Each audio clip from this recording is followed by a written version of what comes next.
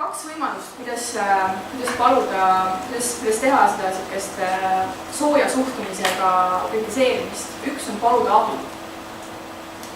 Ja kui ma näen, et keegi on teinud midagi, mis ei ole võib-olla kõige parem otsus või kõige parem selline teguviis, siis ma ütlen tihtipeale niimoodi, et kuule, kas ma saan sul lihtsalt eelet paluda, kas ma saan abi paluda.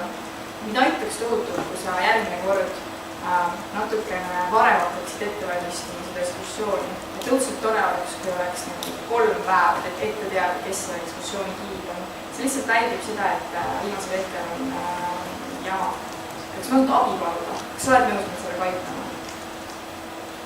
Et see on nii hea sõnastus, sellepärast, et sa tõesti nagu lihtsalt sõnastad selle niimoodi, et tema saab midagi teha, mis ei ole absoluutselt selle pihta suunatud, mida ta juba tegi. Kas ma saan sult teine korda või kas ma saan sult abi paluda asjale?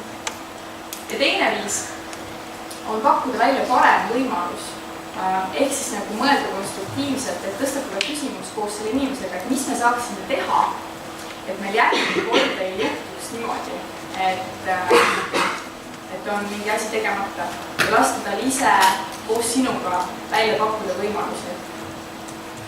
See on jälle hästi selline võimas töölist, et kui inimesed ise mõtlevad ja saavad aru, et mingi probleem on, mis tuleb nagu lahendada, siis on palju tõenäolisemalt seda ka pärast tegema kui see, et sina ütled talle, et kuule, tee nii.